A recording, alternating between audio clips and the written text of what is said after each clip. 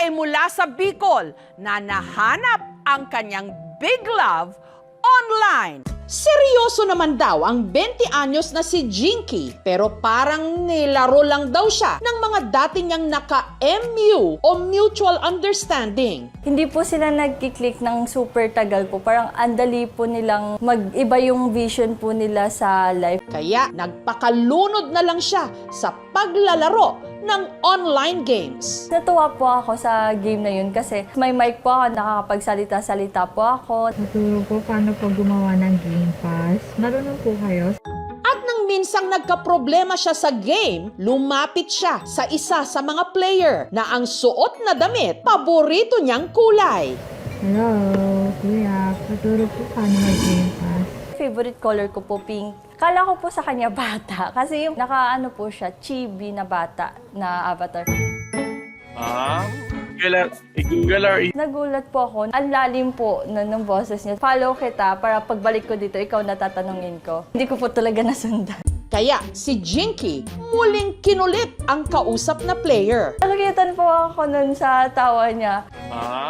Tawagin natin sila, merong daan dito. Matangkad, yung normal size. Yun po yung perspective ko sa kanya. Pero sa likod ng boses na kanyang minahal, may isang katotohanang hindi niya inasahan at maaring magpabago ng lahat. Ang online friend ni Jinky, taga rito sa Cavite. Dito may pupuntahan tayo sa underground. Ang 25 anyos na si Ralph na malayo raw sa na-imagine ni Jinky. Si Ralph kasi umabot ng 250 kilos. Kaya ang mga simpleng bagay para sa iba, mabigat na hamon para sa kanya. Kapag aakyat ng hagdan, kailangan niyang magdahan-dahan. Baka po madulas po. Dahil delikado kasi pag yung one step talaga.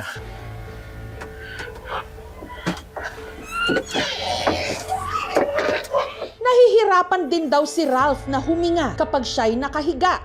Meron kasi siyang asthma. Yung pinaka-frame ng bed is pinagawa talaga siya sa mga plywood gano'n na matitibay na kahoy para kayanin ako.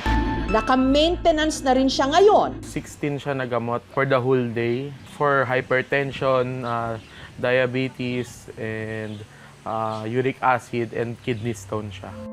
Dapat yung kidney stone is shockwave. Pero hindi ako kaya nung machine. Pinagamot ako. And buti na lang po is parang unti-unti siya lumiliit ngayon. Bata pa lang daw si Ralph, malaking bulas na siya talaga. Bagay na nagtuloy-tuloy hanggang sa siya'y nagbinata. Nung pandemic talaga parang na-stuck sa bahay. Yung eating ko naging chips lang. Doon ako lumaki talaga po ng todo. Dahil sa kanyang kondisyon, bihira na siyang lumabas ng bahay. All online yung friends ko. Hanggang isang araw, sa kalagitnaan ng kanyang paglalaro, nakilala niya si Jinky. Yun po yung game namin. Then paggabi naman po, is horror game. Magka-team po kami. May command po siya eh. Kunyari, nasigaw po ako, tago ka dun, tago ka dun. Takbo! Natutuwa kasi parang natatakot po siya. Parang knight in shining armor po talaga yung atake.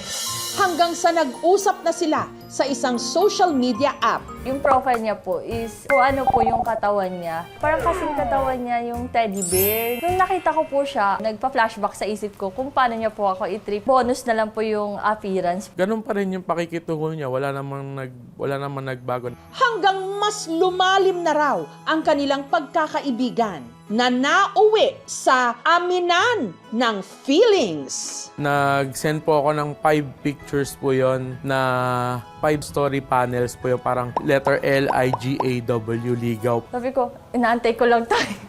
Naging kami nung August 24, 2024. Masaya po tapos after that po bumili po kami agad ng cake para kahit po magkalayo kami may celebration naman. At matapos ang 8 buwang LDR o long distance relationship, sina Ralph at Jinky nagkita sa kauna-unahang pagkakataon. Pagkabukas ng pinto, ay hinag ko po agad siya. Yumayakap po ako ng teddy bear. Parang nasa fluffy na higaan. Sobrang happy po kasi ang tagal ko pong hinintay yun. Sobrang higpit na po nung yakap ko na nabuhat ko na po siya. Yun po talaga sabik na po.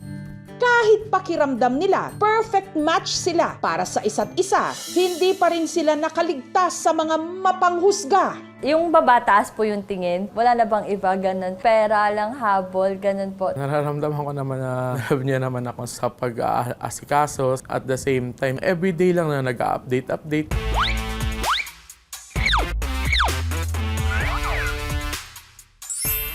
Kinalaunan, sina Ralph at Jinky nagsama sa iisang bubong. Pagkagising ng umaga, papabreakfastin po muna, tapos ine-nebulize na po. Nagre-remind po siya yung, nainom mo na ba? Nainom mo na? Paulit daw. Paulit-ulit na sabi.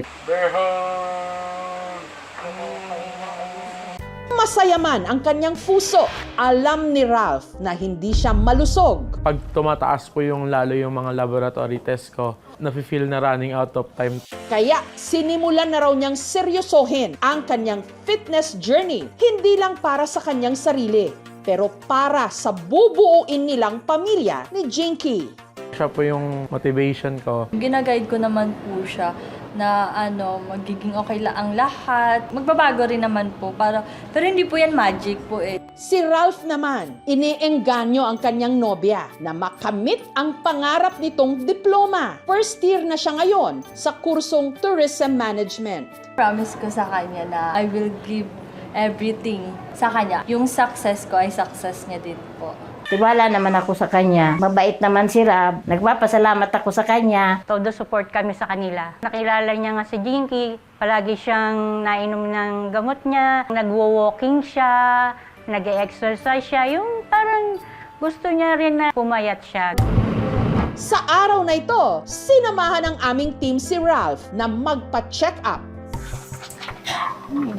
Consider na siya as obese class 3 or very severe. Yung diabetes niya, uncontrolled pa din. Pagka nagtuloy-tuloy na ganito yung timbang ni Ralph, pwedeng magkaroon ng complication sa heart. Primary goal talaga is the weight reduction. I advise him na increase yung physical activities. Aside from that, yung eating ng healthy and balanced diet.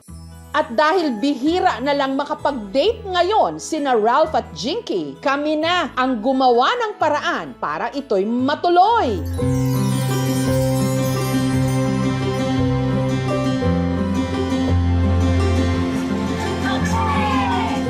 Super happy po. Ngayon po ulit nakapaggala-gala po ulit kami. Feeling ko po siya na po yung the one kasi I feel secure being with her. Siya po talaga yung parang spark sa life. Kindness is free. Kung saan masaya yung tao, dapat maging masaya ka na lang din. Oo, love comes in all shapes and sizes. At hindi lang itsura ang sukatan ng pag-ibig. Importante ding mahalin ang iyong sarili at alagaan. Para sa mga taong sayo'y nagmamahal.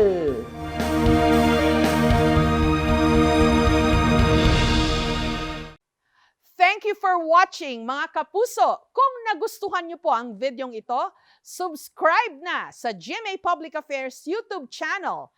And don't forget to hit the bell button for our latest updates.